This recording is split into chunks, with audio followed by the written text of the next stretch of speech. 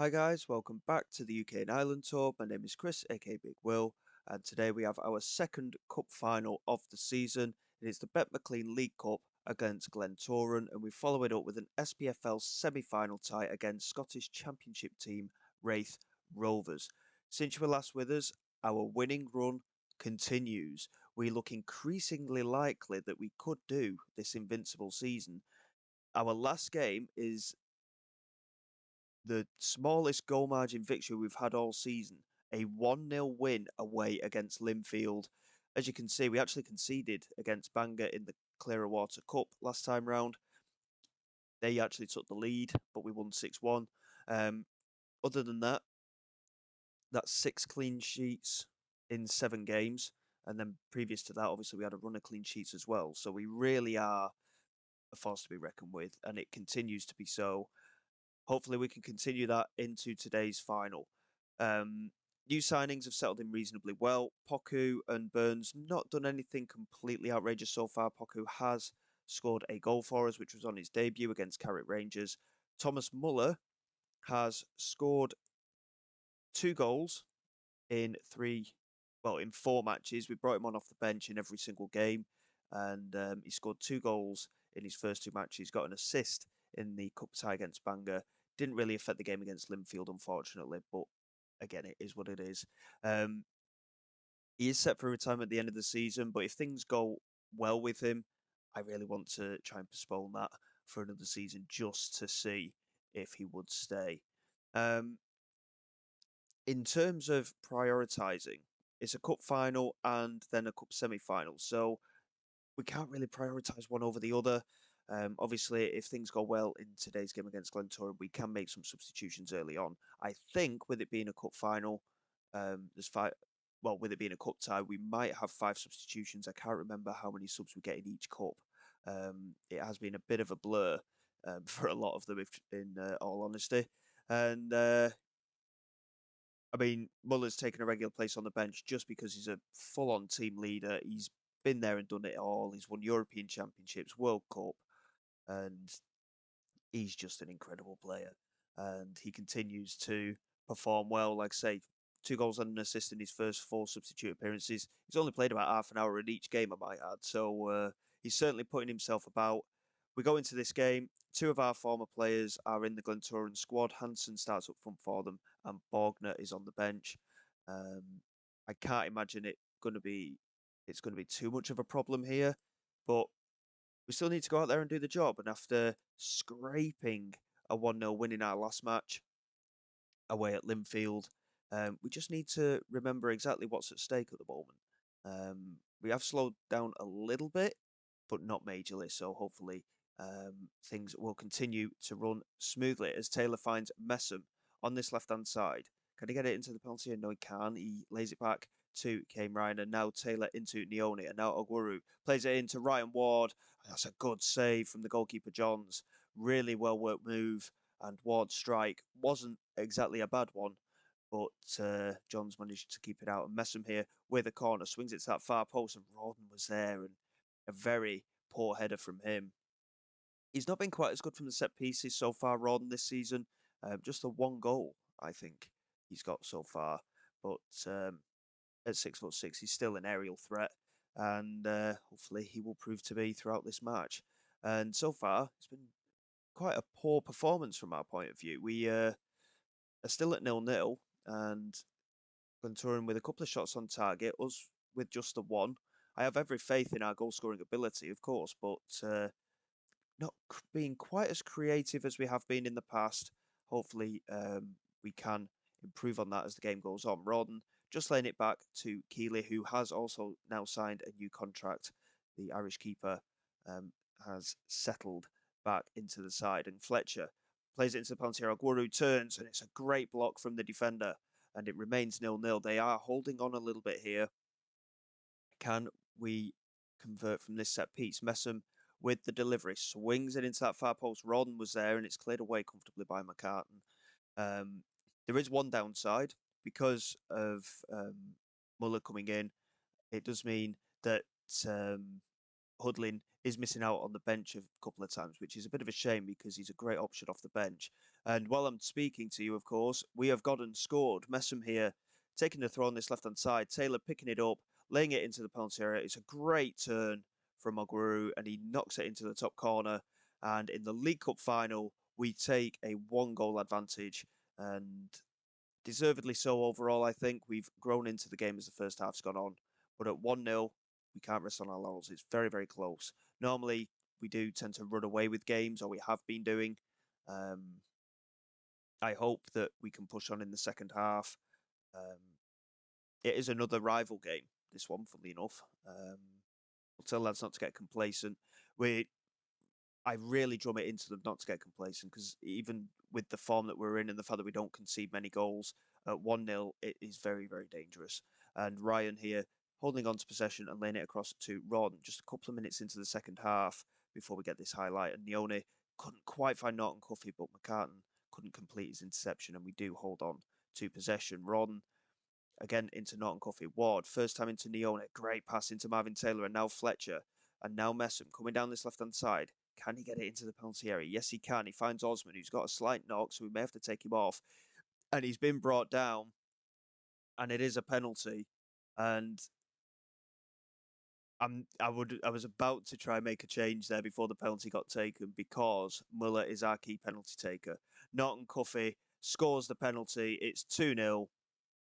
3 minutes into the second half, we are securing our lead here with a second, and we're on the verge of a second trophy of the season already. And with us beating Linfield in the league, of course, they actually drew a game previous as well. We've got a 12-point gap over them at the moment, with them having one game in hand, I think. So we're looking very, very good in the league now as well. Marshall swinging it in toward McCart. Great claim from Keeley. And again, we've done so well in terms of the goalkeeping side of things as well. Keeley has been extremely confident in his keeping. We've actually signed a new goalkeeping coach as well, incidentally. And he's gone from strength to strength, as has Ifeanyi. And McCartan has actually just scored here for Glentoran, and it's back to 2-1. It's something that you've not seen regularly, isn't it? The fact that we've conceded a goal here, and we just need to be a bit careful.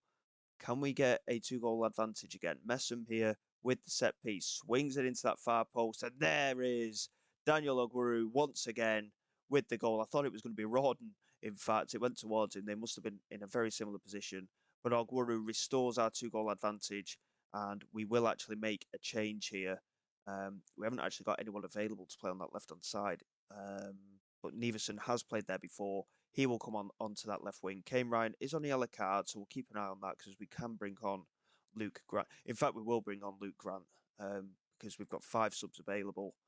And Luca Fletcher's had a bit of a quiet spell recently. I'm not too sure what's going on with him, but he has been a bit quiet recently. Thomas Muller can come on for him in this cup final. And 3-1 with half an hour to go. I think we're pretty comfortable now. The fact that we've conceded today is a rarity in itself, but we haven't conceded 2 goals in a game for a long, long time. So I'm feeling very comfortable now. And it's just going to be a case of seeing the game out, I think. We'll just pause there again momentarily. Obviously, we have got another cup game coming up. Breckin can come on along with Elliot Walker, and we'll switch those two round. And it's a bit of a shame, really. I've brought Muller on, and he's not done anything for you so far today. Like I say, he's had a very good few games that he's come on for the last half an hour or so, but he's done nothing today, incidentally. And Breckin here with a free kick. This would really round off the victory, wouldn't it? Cian Breckin fires it in, and Cian Breckin, oh, I thought it went in. It's come off the outside of the post. And we've just seen the game out, really. It's ended up being quite a safe result. McCartan trying to switch the play. Messam do well with the header, but Kamara finds Hansen, and now Sewell got interception again from Breckin. Muller knocking it on to Ward. Well, there you go. You've seen Muller make a pass, if nothing else. Here's Neveson, and now Messam coming down the left-hand side. He has got the support there. He lays it back into Grant in the end. There's a minute to go. Breckin into Grant. Now Rawdon. Just holding on to possession over the top. There's Walker. Elliot Walker fires it over and wide. It's a shocking finish, really. And it remains 3-1. John's here with a goal kick.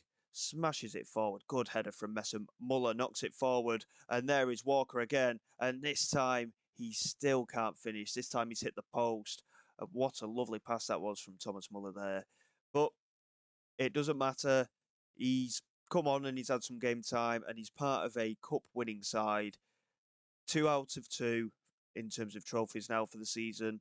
And we are certainly building something here at Crusaders. There's every opportunity for us to win all 5 trophies that we're in this season. I think the league is going to be pretty much secured.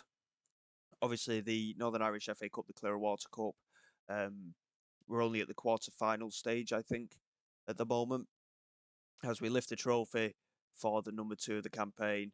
And obviously, the SPFL one against Raith Rovers is coming up next in the semi-final. I don't know which way that's going to go, to be honest. I think Raith Rovers are a good side, being in the Scottish Championship. So we'll see how we shape up against them. That's another trophy lift for us. Brilliant stuff. And as I say, 2 trophies out of 2 won. We are dominating Northern Irish football here. Can it continue? We only got 6,000 for winning that League Cup. And we have celebrated a domestic double here. Brilliant, brilliant stuff. There's only a few days to go until that game against Raith Rovers, so bear with me, and we'll come back for the SPFL Cup semi-final.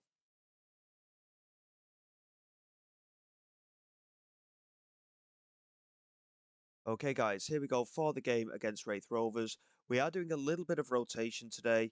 Kyle Hudlin is going to start. Where is he? There he is. He's on the bench. And is Muller on the bench? Yes, he is. Lovely old stuff. Yeah, a little bit of rotation. Midfield is pretty strong. Ryan will remain in at centre-back. Neveson and Healy-Byrne coming into the full-backs and Grant in at centre-back. Other than that, Keeley remains in goal. Osman, Taylor and Ward remaining... Osman, Breckin and Ward, sorry, remain in midfield with Taylor coming in. Hudlin and Walker as the strike partnership. And we'll see how we get on. Raith Rovers are top of the Scottish Championship, so they are bidding to get into the Scottish Premier League.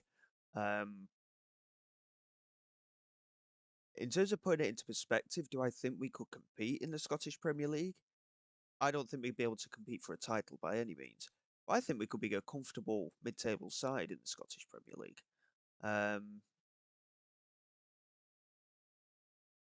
But again, I'm not really sure how we'll shape up today. Raith Rovers unbeaten in their last 4. Let's see how we do. They've got a number of players that are cup-tied, and they've got a few injuries as well, having looked at the squad. Neveson here with a throw into Osman, back to Neveson, into Taylor. Obviously, because I'm a bit unsure of the stature of Raith Rovers and how we'll shape up against them, a quick start from our point of view would be lovely. Healy-Byrne coming down this right-hand side, finding Ward in the penalty area, and Wilkie just managing to clear, and he finds Stretton. Tries to find Mundell Smith, and Ryan intercepts, and Breckin lays it back to the goalkeeper, Keeley, who finds Ryan again. And now Neveson into Osman.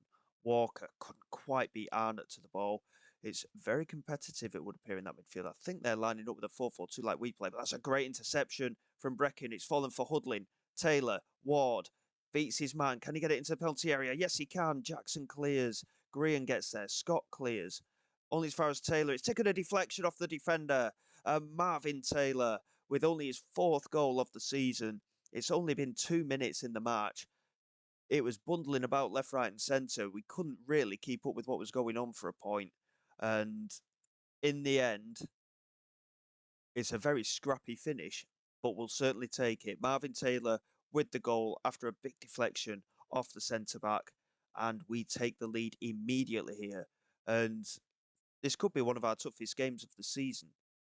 But I don't know how we shape up as Breckin with the free kick, and it's a good claim there from Hunter. He caught it very, very well, considering the pace that was on that. And he delivers it forward immediately, looking for support. Grant intercepting easily and finding Breckin. Now Ward, Hudlin, losing out to Grehan, but it's come for Breckin. He goes into the penalty. It's fallen for Elliot Walker.